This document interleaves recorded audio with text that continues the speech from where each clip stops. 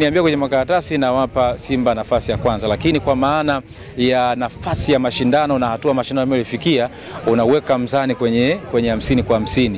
Atakayekuwa na mbinu bora kuendea kwenye mchezo utazungumza, kwa sababu hata Zamalek ambao wametolewa wana historia kubwa kuliko Stellenbosch, lakini hivi ninavyozungumza hauwaoni tena kwenye nafasi. Angalia mechi moja miezi kama 7 imepita dhidi ya Mamelodi Sundowns, waliofunga Mamelodi goli 1-0. Ukiangalia ile mechi upande wa kulia ndio ulikuwa upande wa moto zaidi. Nafikiri MTN8 ile. Yes, MTN8. Ukichukua picha ya ujumla ya Stellenbosch, wanategemea zaidi kucheza kwa timu, sio kwa kuangalia mchezaji mmoja. Karibu sana ndani ya Lake Media, na hapa tuko katika nafasi ya kuzungumza mengi ya kimichezo. Na hapa niko chuo kikuu cha Dar es Salaam. Kama ambavyo unafahamu, muda si mrefu mashindano ya wanachuo kikuu cha Dar es Salaam yataanza rasmi. Lakini kikubwa zaidi ambacho kimenivutia sana kuelekea kuanza kwa mashindano ni swala la Azam FC kuja kutafuta vipaji hapa, kuhakikisha kwamba wachezaji ambao watajiunga na Azam FC, kuna baadhi watatoka hapa kwenye chuo kikuu cha Dar es Salaam. Kutakuwa na mashindano ambayo yanahusisha fakati mbalimbali za kwa maana za hapa chuoni Mlimani kwa maana chuo kikuu, lakini mwisho siku kuna wachezaji ambao wataenda kujiunga na Azam. Tunahitaji kuwa na wasomi kwenye mpira wa miguu, na pengine baadaye tunaweza tukavuna wachezaji wakubwa sana ambao ni wasomi. Na niko hapa na Geoffrey Mwamnyanyi ambaye kama ambavyo mnafahamu ni mchambuzi, lakini pia ana nafasi ndani ya Azam kuwa ndani ya scouting, kutafuta vipaji na vitu vingine kama hivyo. Atatuelezea mengi mwenyewe jinsi ambavyo amejipanga kuhakikisha anaenda kupata vipaji na mambo mengine kama hayo. Geoffrey Mwamnyanyi, kwanza hongera sana kwa kile kitu ambacho unaenda kukifanya, lakini pia kwa uchambuzi mzuri ambao umekuwa ukiutoa katika michezo mbalimbali. Hili la kwenda kutafuta vipaji ndani ya vyuo vikuu kwako limekaje? Kwanza nishukuru Lugano. Hapa ni mahali pazuri kwa kupata kile ambacho pengine tunakikusudia. Uongozi wa Azam Football Club umeona kuna fursa hapa, na kuna mashindano ambayo yanaendeshwa yanaitwa University of Dar es Salaam Azam Football Club competition, ambayo inalenga kuchukua colleges 16 ambazo zina level tofauti za elimu hapa, kuanzia ngazi ya certificate mpaka pengine mpaka juu kwenye PhD kama watapatikana. Lakini sisi kama watu wa Azam Football Club, hasa kupitia kwenye academy yetu ambayo iko chini ya mlezi wetu Vice President Omar Kuwe, tumekusudia kufika hapa ili kuona pengine tunaweza tukapata dhahabu ambayo ipo kwenye matope na tukaichukua tukaiweka pale. Moja kati ya kitu ambacho Lugano kimekuwa kigumu kwenye mpira wetu ni namna gani ambavyo maelekezo ya kimpira kutoka kwa walimu na wataalamu wa mpira wa miguu yanaweza kutekelezwa na wale ambao ni watekelezaji kwa maana ya wachezaji. Na tukizungumza hivyo tunazungumzia capacity, ule uwezo wa wachezaji kuimplement kile ambacho wanakipokea kwenye uwanja wa mazoezi. Sasa kwenye maeneo kama haya ambayo ni ya elimu ya juu, tukipata wachezaji, maana yake ni kwamba tumepata wachezaji ambao capacity yao pia ni kubwa kuweza kupokea. Kwenye scouting, licha ya kuangalia talents, tunaangalia pia football IQ. Namna gani ambavyo huyu mchezaji ambaye tunamtaka, pamoja na kuwa na kipaji kubwa cha kucheza, tunaangalia namna gani ambavyo anaweza kufanya execution ya maelekezo ambayo anapata kutoka kwa walimu. Lakini nje ya hapo tunaangalia pia huyu mchezaji anaweza kuwa ni potential, kwa maana ya kwamba sasa hivi tunaweza kumuona kuwa na kipaji, lakini kipaji chake kitakuwa na nguvu ya muendelezo. Na kama kuna wachezaji wako hapa, maana yake ni kwamba capacity tayari itakuwepo hapa automatically, kwa sababu yupo kwenye eneo la taasisi kubwa ya elimu. Na kingine ambacho ni muhimu sana kwa sisi hapa, tunachokiamini ni kwamba hao wanafunzi ambao wamekuja kusoma hapa chuo kikuu cha Dar es Salaam wametoka maeneo mbalimbali. Huko walikuwa wakicheza mpira wa miguu, na mpaka wamefika hapa na wanapata mashindano kama haya, maana yake ni kwamba wanakwenda kutuonyesha kile ambacho walianza safari ndefu ukifanya huko walikotoka. Kwa kuwa sasa Azam Football Club tuna vision na mission ambayo inataka kufanya mabadiliko au mapinduzi kwenye soka, hasa soka la Afrika. Tunaona mahali hapa ni mahali sahihi tuje kuangalia ambacho tunaweza tukakipata. Tukipata wachezaji 3, 4, 5 kwetu tutakuwa ni jambo zuri, kwa sababu tunazo categories ambazo hawa wachezaji wanaweza kaingia. Tunao under 20, under 17, under 15 na under 13. Kwa hiyo under 13 hapa tuwezi tukawapata kwa sababu tayari kwa level ya umri wa wachezaji wanafunzi wa hapa itakuwa tofauti, lakini tunaamini under 17 na under 20 tunaweza tukapata wachezaji hapa wakaweza kutusaidia kwenye academy yetu na kwenye klabu yetu ya Azam Football Club.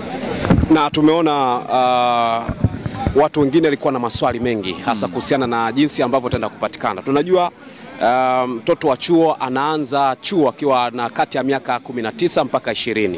Na mtazingatia nini hasa na mko kwa umakini kiasi gani kulinda umri? Unajua tunapozungumzia academy tunategemea kumuona mtu chini ya miaka 17. Mtaenda kuzingatia kitu gani hasa mpaka mkamwingiza kwenye academy? Academy haiko tu kwenye umri wa miaka 17 peke yake. Ndio maana tunasema tunao under 20, under 17, under 15, under 13. Academy kazi yake mama ni kulea vipaji ambavyo tayari vimekwisha vumbuliwa. Na nimeanza kwa kusema hawa wanafunzi walioko hapa wako kwenye level tofauti tofauti. Kwa mfano, elimu yetu ya sasa hivi inaanza, mtoto anaanza darasa la kwanza akiwa na miaka 7, sio? Maana yake anamaliza elimu ya msingi kwa mtaala uliopo sasa hivi kabla mabadiliko akiwa na miaka 14, si ndio?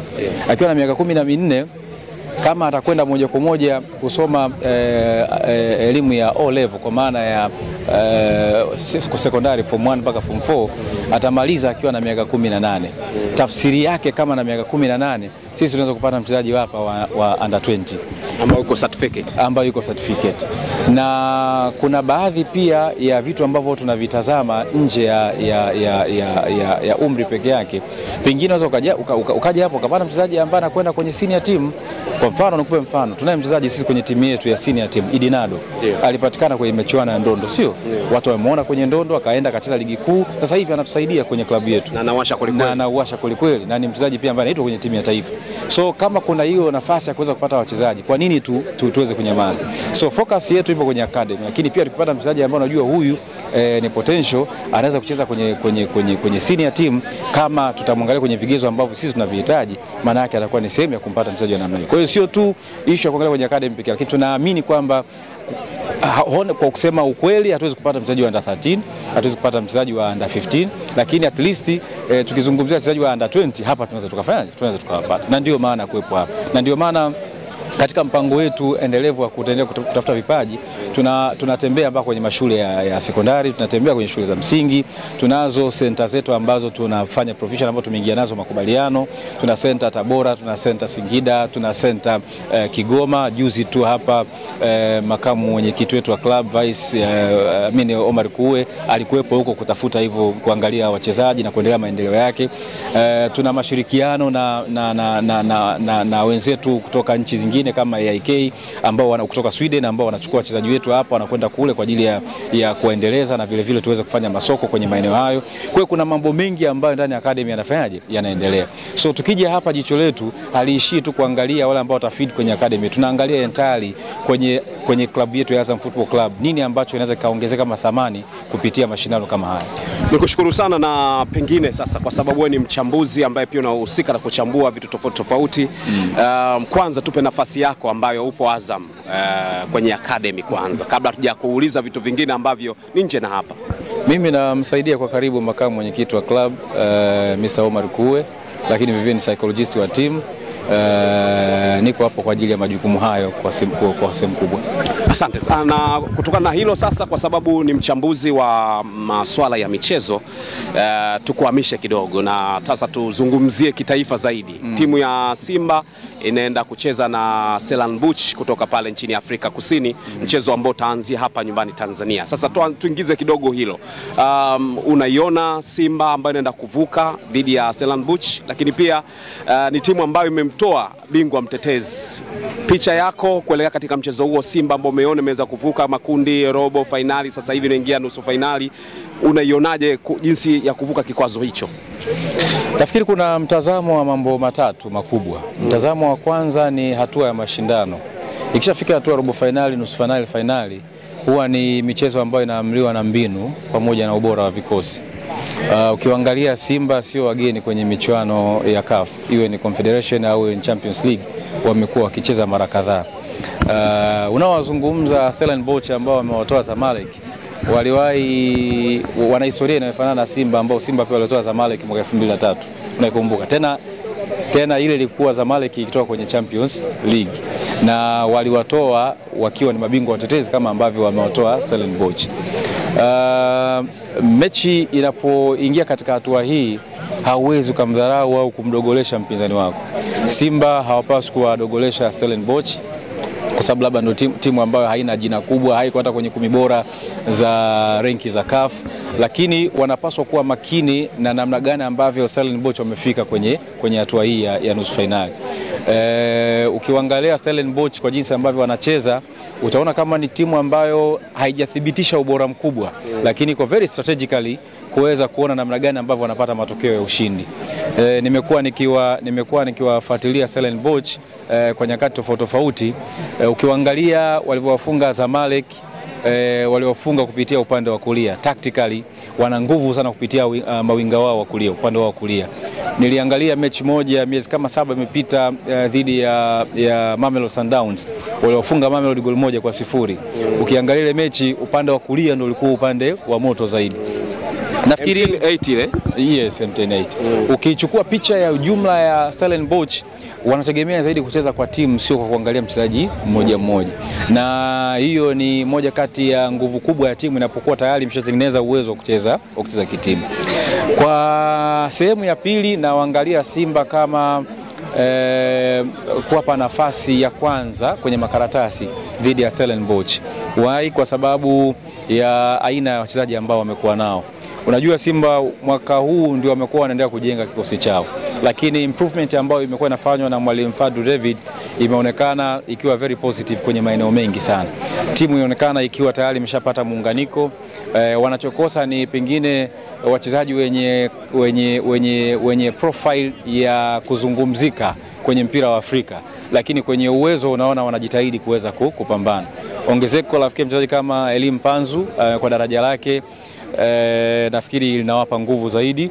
Kuimarika kwa form ya mchezaji kama Jean Shalewa imeonekana kuwa bora. Sasa hivi umeona kuna competition kwenye eneo la ushambuliaji kati ya Steven Dese Mukwala pamoja na Lionel Ateba, lakini uimara wa walinzi, unajua kuna watu hawaangalii walinzi, kwa mfano Abdulrazak Hamza mzawa ambaye hajawahi kuthibitisha ukubwa kwenye michuano ya CAF, lakini anathibitisha ubora wake kwenye kila siku anapopata nafasi ya kucheza. Ukiwaangalia hiyo picha, Simba haina Shemalon Fondo, ina Shemu Karabua, lakini bado wanafanya vizuri. Wanaye Muhimili ambaye ana medali ya CAF kwa maana ya Fabrice Luamba Ngoma, na yeye pia amekuwa kwenye form bora. Kwa hiyo ukiniambia kwenye makaratasi na wapa Simba nafasi ya kwanza, lakini kwa maana ya nafasi ya mashindano na hatua mashindano yamelifikia, unaweka mzani kwenye 50 kwa 50. Atakayekuwa na mbinu bora kuendelea kwenye mchezo utazungumza, kwa sababu hata Zamalek ambao wametolewa wana historia kubwa kuliko Stellenbosch, lakini hivi tunavyozungumza hauwaoni tena kwenye nafasi hiyo. Ingawa kwa siku za karibuni ukiangalia Zamalek sio ile ambayo ilikuwa inacheza kwa miaka ile. Ni kama vile wamepungua ubora. Ukijaribu kupekenyua zaidi kwenye mpira wa Afrika, unakuta kama kuna kama mabadiliko yanajaribu kutokea hivi. Afrika Kusini wameingiza Mamelodi, wameingiza Orlando Pirates, wameingiza Stellenbosch. Ndio. Kwa hiyo Simba watapaswa kuwa makini sana na timu ambayo strategically uwanjani inacheza kwenye daraja la kwenye muundo wa kitimu zaidi. Ndio pengine wanaweza wakavuka. Lakini kwa maana ya kwamba unaweka mzani, Simba unawapa mzani nafasi ya kwanza, Stellenbosch unaweka nafasi ya pili. So ndio maana mimi narudia kusema Simba wakitaka kuweza kuwa salama waweze kushinda magoli mengi hapa. Alafu wakifika kule, hata kama mpango wao unaweza ukawa umeingia doa kidogo, basi wao kwenye nafasi ya kuendelea. Lakini kama watashindwa kupata matokeo makubwa hapa, maana yake lazima waende na mentality kubwa zaidi ya ile ambayo Stellenbosch watakuwa nayo. Na hiyo mentality sio tu kwa kuifikiria, lazima hiyo implement kwenye uwanja. Kwa maana Simba watapaswa kuwa makini sana na timu ambayo strategically uwanjani inacheza kwenye daraja la kwenye muundo wa kitimu zaidi. Ndio pengine wanaweza wakavuka. Lakini kwa maana ya kwamba unaweka mzani, Simba unawapa mzani nafasi ya kwanza, Stellenbosch unaweka nafasi ya pili. Wengi wakichukulia Stellenbosch kama ni timu ambayo imebahatisha kufika pale, lakini ukiangalia baadhi ya wachezaji ambao wapo kwenye timu ni wachezaji ambao wametoka kwenye timu kubwa na wengine wametoka nje kabisa. Kwa namna ambavyo unaiona Stellenbosch, kwanza umetoka kuzungumzia hapa washa kuifunga Mamelodi, ilikuwa ni nje ndani moja kwenye 10-8 ambayo MTN 80 ambayo ilionyesha nao ni timu kubwa. Licha ya kwamba ilifungwa na Orlando Pirates 3-1 nje ndani, lakini ukiangalia kwa trendi ya sasa hivi Mamelodi ni kama timu ambayo ni kubwa sana. Kubishana na timu kama Mamelodi Sundowns, ina maana sasa ilishaanza kujitengenezea ukubwa na timu kubwa zaidi. Unafikiri itakuwa na hofu kwa Simba kwamba ipigwe mapema kwa sababu ya hofu yake, na ukiangalia kucheza na Zamalek umeweza kuwatoa Zamalek, uone kwamba ile hofu itakuwa imeondoka, sasa itakuwa na confidence nao wanajiona ni wakubwa? Stellenbosch sio kwamba wamepata courage kwa sababu wamewaondoa Zamalek. Stellenbosch ukiangalia ni kama very strong kwenye mental toughness. Yaani hawana jina lakini wanajua wanachokifanya. Uwekezaji ambao rafiki wameufanya ndio wametengeneza hiyo tija ambayo inaonekana kwenye uwanja. Mimi huwa siangalii umechukua wachezaji kutoka kwenye eneo gani. Mimi ninachokiangalia kwenye tactical analysis, naangalia timu ina function kwenye strength ipi, na ndicho ambacho ninawapa Simba tahadhari, pamoja na kuwa nawapa nafasi ya kwanza kuweza kuvuka. Nawapa tahadhari kwa sababu timu ambayo mental toughness ya wachezaji iko juu sana, wana uwezo wa kuhimili ile pressure ya mashindano, na wamelithibitisha hilo dhidi ya Zamalek, kwa sababu dhidi ya Zamalek wamekaa nyuma muda mwingi, wamekwenda kushambulia nyakati chache na hizo wamekompleta, wamefunga goli. Na nimekupa mfano, nimekwambia kwa mfano ni wazuri sana kwenye eneo upande wa kulia, kwa maana kwamba winga mstari wa nyuma kutokea eneo la katikati na kulia wanapatumia zaidi kuweza kutengeneza msukumo mkubwa, pressure kubwa kwa wachezaji, na hilo ndio eneo ambalo anaweza Mohamed Hussein Shabalala. Ukitaka kuwazuia, anza kuwazuia kwenye eneo la midfield, kwa maana ya kwamba wasifanye kazi, wasifanye kifumbisho, kwa sababu wao pia wanacheza independent football, wanacheza moja moja na kutembea. Timu ambayo imefanya hivi wanacheza na timu ambayo inacheza independent, kwa maana kwa soko football kwenye South Africa wakikuwini kwenye eneo la midfield, na wao ni kwamba wanapata kile kubwa kwenye eneo lako la na Simba ambacho anapaswa kufanya, nafikiri kwenye mchezo wa national ni wakati kama wanamaliza mchezo hapa nyumbani, wakiweza kupata matokeo makubwa kwamba hawapotezi mchezo au wanapata mchezo wa kufungwa inaweza kawasaidia. Hii ni kama re-examination ambayo iliwahi kufanywa dhidi ya Kaizer Chiefs. Unakumbuka walikwenda kule wakafungwa magoli 4, na walipokuja hapa wakajikuta wamesha kuwafunga Kaizer Chiefs magoli 3 pekee yake. So hii ni kama re-examination ambao wameletewa tena. Timu kutoka kule South Africa, lakini tofauti ni kwamba wakati ule wao walianza ugenini, sasa hivi wanaanzia nyumbani. So kikubwa ambacho timu wanatakiwa kujua kwenye analysis yao, wanapaswa kujua kwamba Stellenbosch wachezaji wake mental toughness yao iko juu sana. Wanaweza kuachieve mashambulizi na wanaweza kutumia nafasi ambazo wanapata kwa kuweza kufanya kitu. Lakini si timu ambayo inatisha kwa maana ya wachezaji mmoja mmoja, inatisha kwa maana ya kucheza kitimu. Si timu kubwa, lakini ni timu ambayo inaonekana iko solid kwenye namna ya kufanya performance yake. Kama Simba watatoka sare hapa na Stellenbosch ambao umewazungumzia, wana intensity kubwa ambao wameonekana katika mchezo dhidi ya Zamalek, wameonekana ni kama wanataka kutengeneza rekodi yao. Unafikiri Simba wanawezekana kula wakati mgumu sana katika mchezo ndipo kama kutoka sare au wakipoteza hapa?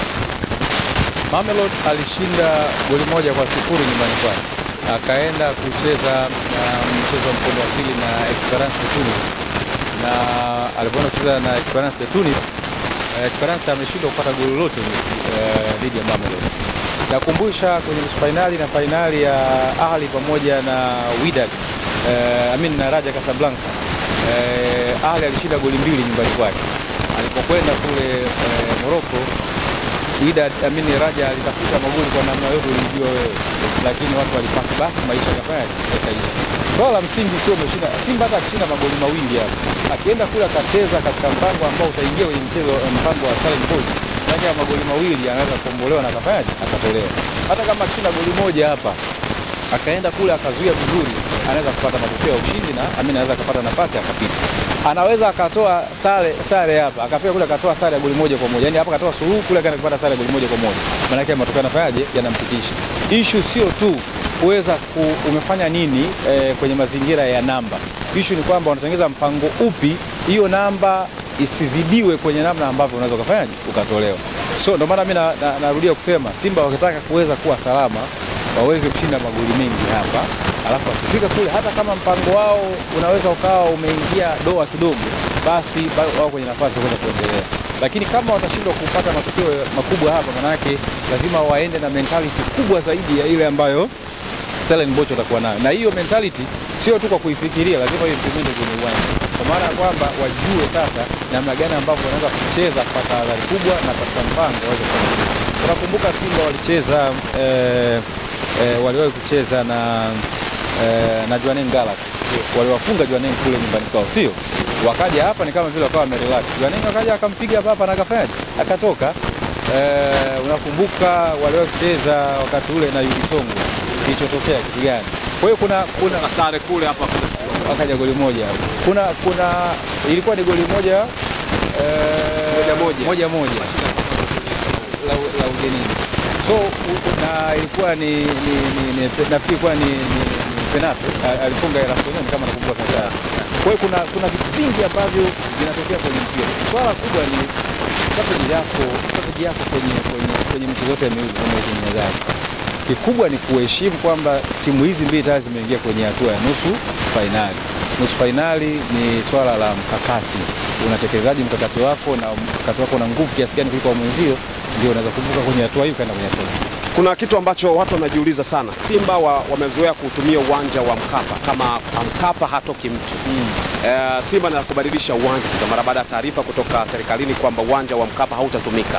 Unahisi Simba watakuwa katika hali nzuri kisaikolojia kutumia uwanja mwingine na kufanikiwa tofauti na uwanja ambao wamezoea? Bwana, kupe experience dogo ili uelewe jinsi inavyokuwa kichwani kwako. Umewahi kwenda ugenini? Alafu ukaambiwa chumba chako cha kulala kile pale. Kitu gani ambacho kinaanza kichwani kwako? Kinatokea kinaanza kitakuaje, unaanza kukagua kuna kile ambacho umezoea, pengine unaanza kukosoa.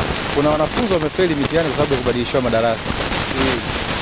Sasa ni swala la psychologist wa Simba Sports Club kutengeneza mentality za wachezaji kama wamehama uwanja.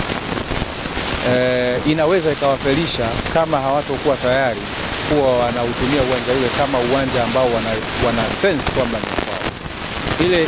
Ile feeling ya kwamba niko hapa kwenye eneo ambalo daima nikifanya kazi na kuwa salama, kama ikiondoka inaweza ikawa challenge. Lakini kama hiyo jambo halitokuwepo, viwanja havina shida. Ucheze Dar es Salaam, ucheze Amani, hata ungepelekwa Rwanda, bado kama uwezo wako ni mkubwa na unaweza kupata matokeo, ushindi unapata. Lakini kikubwa ni kwamba wasiondolewe kwenye saikolojia kwa sababu tu wamehama zaidi.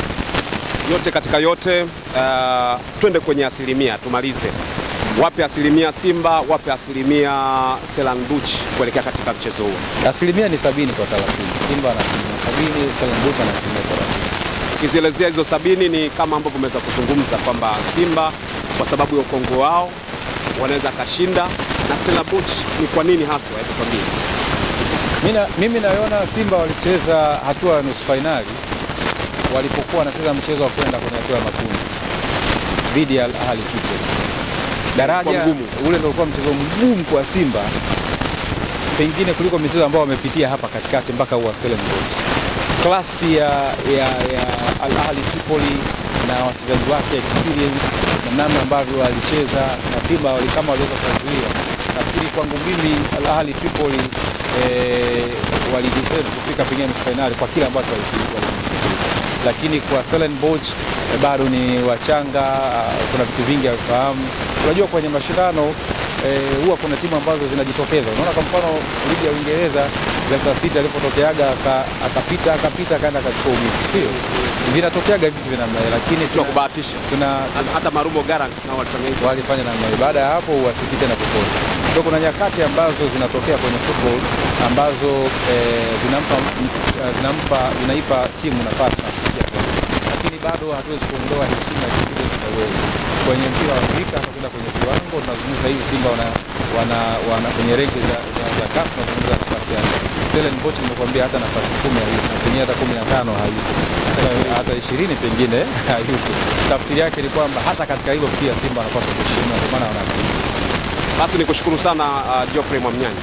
Asante sana bwana. Nilikuwa napiga story na Geoffrey Mwamnyanyi ambaye ni mchambuzi wa michezo, lakini ni mtu ambaye anahusika na mambo ya scouting na vitu vingine kama hivyo. Tumezungumza naye mambo mengi sana kuhusiana na Simba, lakini kwa kazi ambayo anaifanya kwa sasa Azam ya kutafuta vipaji kwa sababu ya kuifidi kwa maana ya Azam FC. Mimi naitwa Lugano wa Izara. Asante sana kwa wewe ambao umechagua Like Media. Tumeweza kuzungumza na mtaalamu kabisa wa psychology. Tuendelea kumtafuta Mwamnyani wakati mwingine, kwa sababu masuala ya psychology ni masuala ambayo yanahitajika sana kwenye soka letu la kibongo bongo na mambo mengine kama hayo. Nikushukuru mpaka wakati mwingine. Ciao.